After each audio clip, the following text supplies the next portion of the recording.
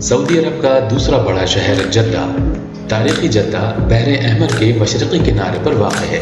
7वीं सदी ईस्वी से ये बहर हिंद के तिजारती रास्तों के लिए एक बड़ी बंदरगाह के तौर पर कायम किया गया था, जो सामान मक्का तक पहुंचाता था। ये मक्का आने वाले मुसलमान ज़ायरीन के लिए भी गेटवे था, जो समुद्री रास्ते से आते थे। जद्दा का मरकज़ यानी बलद सऊदी अरब के दूसरे बड़े शहर जद्दा का तारीखी इलाका है। बलद का लफ्ज़ी तर्जुमा दी टाउन के तौर पर भी किया जा सकता है।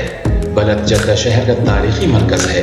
बलद की बुनियाद 7वीं सदी में रखी गई थी और तारीखी तौर पर जद्दा के मरकज़ के तौर पर काम करती थी। बलद की दिफाई दीवारें 1940 की दिहाई में गिरा दी गईं। 1970 और 1980 की दिहाइयों में जब जद्दा तेल की तरक्की की वजह से दौलतमंद होना शुरू हुआ, तो बहुत से जद्दा के शहरी बलद से दूर शुमाल की तरफ चले गए, क्योंकि ये उन्हें कम खुशहाल वक्त की याद दिलाता है। बलद में बड़ी कारों के लिए पार्किंग की जगह नाकाफी थी। उसके स्टोर महंगे डिज़ाइनर कपड़े नहीं बेचते थे। सऊदी आबादी की जगह गरीब तारिकीन वतन मुंतकिल हो गए। 1970 की दिहाई में तारीखी तहफ़्फ़ुज़ की कोशिशें शुरू की। 1991 में जद्दा की म्यूनिसिपलिटी ने बलद के तारीखी फ़न तामीर और सक़ाफ़त को महफूज रखने के लिए जद्दा हिस्टोरिकल प्रिजर्वेशन सोसाइटी की बुनियाद रखी। 2002 में तहफ़्फ़ुज़ मुआशरे के लिए $4 मिलियन मुख्तस किए गए। बलद को सऊदी कमीशन बराए सयाहत और नवादरात ने यूनेस्को की आलमी सक़ाफ़ती विरसे की फहरिस्त में शामिल करने के लिए नामज़द किया और इसे 2014 में कबूल कर लिया गया। बलद के अंदर पुराने ढांचे को महफूज रखने के लिए 1990 में तारीखी इलाके के तहफ़्फ़ुज़ का महकमा कायम किया गया था, इस उम्मीद पर कि वो मुल्क में सक़ाफ़ती सयाहत को फ़रोग़ देने में भी मदद फराहम करेगा। जद्दा में पुराने शहर को बहाल करें, क्योंकि वहाँ 56 इमारतों की मरम्मत की फौरी ज़रूरत थी।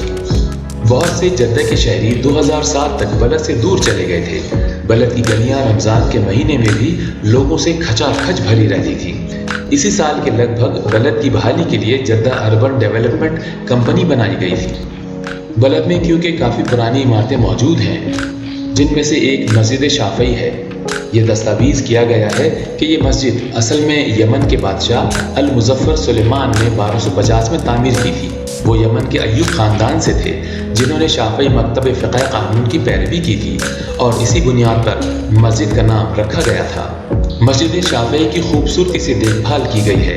ये तारीख़ी मस्जिद जद्दा की बेहतरीन मस्जिदों में से एक क्लासिकी मस्जिद है।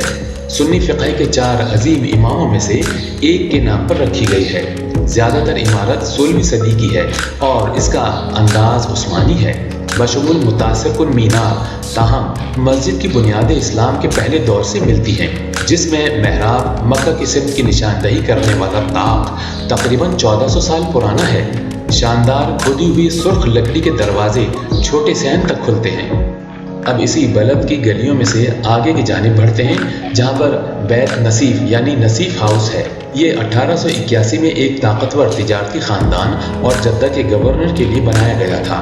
बाद में ये शाह अब्दुल अजीज़ की रिहाइशगाह बनी। इसे बहर अहमर के मरजान पत्थर से बनाया गया था। इसे दरख्त के साथ घर के नाम से भी जाना जाता है, क्योंकि ये बलद में वाहिद घर है जिसमें एक दरख्त है और दरख्त घर जितना पुराना भी है। पुरानी जद्दा की मरकज़ी सड़क पर नसीफ हाउस की तामीर 1872 में शुरू हुई और ये 1881 तक एक अमीर ताजिर ख़ानदान के रुकन उस वक्त के जद्दा के गवर्नर उमर नसीफ आफंदी के लिए बनाई गई। जब अब्दुल अजीज़ इब्न सऊद दिसंबर 1925 में जद्दा के मुहासरे के बाद शहर में दाखिल हुआ, तो वो बैत नसीफ में मुकीम रहा।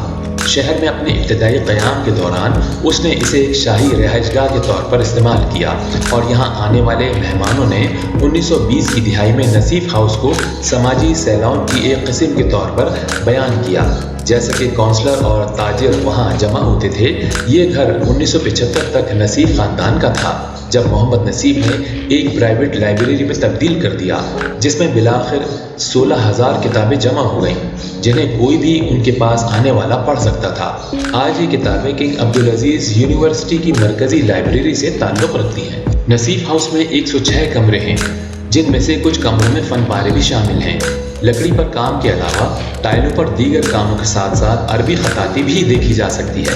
डिज़ाइन का अंदाज उस्मानी तुर्क बताया जाता है। ये उस दौर की ज़्यादा वजाहत करता है جس کے دوران یہ اموی اور عباسیوں کے ثقافتی مرکز جیسے بغداد، قرطبہ اور دمشق میں مشہور ڈیزائنوں سے متاثر ہو کر تعمیر کیا گیا ہے۔